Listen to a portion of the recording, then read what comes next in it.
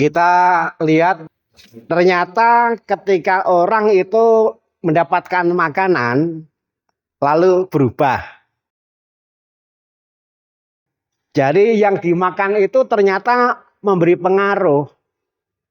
Kalau orang itu makan firman, berbeda dengan kalau dia tidak pernah makan firman.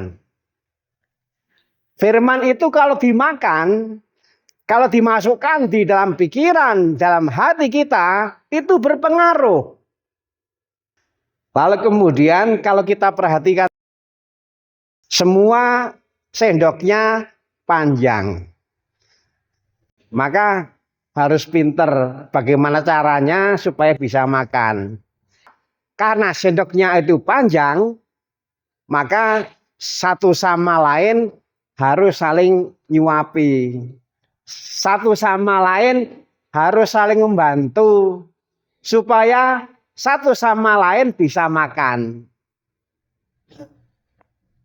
Tadi bidang pewartaan mengatakan mungkin ada keluarga dan dalam keluarga itu mungkin ada yang karena sudah sepuh nggak bisa membaca kitab suci. Padahal kitab suci itu, sabda Tuhan itu berlaku juga bagi yang sudah sepuh, bagi yang sudah tidak bisa membaca. Wayahna anggota keluarga yang masih bisa membaca, membacakan untuk kakeknya, untuk neneknya, untuk aginya, untuk nininya. Supaya apa? Supaya juga bisa makan. Ada yang untuk bisa makan memang perlu ditolong. Yang tadi kita lihat itu memberikan penjelasan yang sangat sederhana, tapi kena. Ternyata yang dimakan itu berpengaruh, tetapi untuk bisa makan ada juga yang perlu dibantu. Yang tidak bisa membaca karena sudah sepuh. Kita lihat video yang berikut. Kita satu tubuh banyak anggota. Ada orang yang sedang mengusahakan supaya sabda Tuhan sungguh makin dekat dengan kita. Supaya sehari-hari kita makan sabda Tuhan. Ada yang membantu, ada yang ikut terlibat dalam usaha itu. Supaya sabda Tuhan makin dekat dengan kita. Dengan berbagai cara membantu. Ada yang pura-pura membantu. Pura-pura membantu. Padahal sebenarnya enggak membantu. Malah ada yang sengaja menghalang-halangi, menghambat. Jangan maju. Jangan ada usaha mendekatkan firman pada kita. Menghalang-halangi. Menghambat dari belakang. Yang demikian jalannya lambat, maka disalib.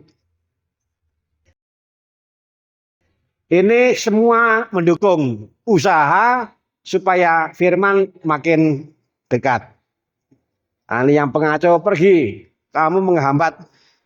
Kalau di gereja nggak mungkin disuruh pergi. Yang ada adalah bertobatlah. Nah, ketika semua mendukung maka perjalanan menjadi lancar. Kemajuan stasi, kemajuan kita untuk makin dekat dengan sabda Tuhan harus kita hayati sebagai usaha bersama. Semua terlibat. Tadi Bapak Ketua Stasi dan bidang pewartaan sudah menyampaikan. Satu tubuh banyak anggota. Kompak dan tidak kompak itu hasilnya berbeda. Kompak dan pura-pura kompak, hasilnya beda lagi. Mudah-mudahan kita semua kompak mendukung gereja yang sedang berusaha supaya kita makin semangat menjadikan sabda Tuhan sebagai makan harian. Kita hindari jangan ada yang lemot, kita hindari jangan ada yang mengganggu, kita hindari jangan ada yang menghambat. Meskipun pura-pura bergabung.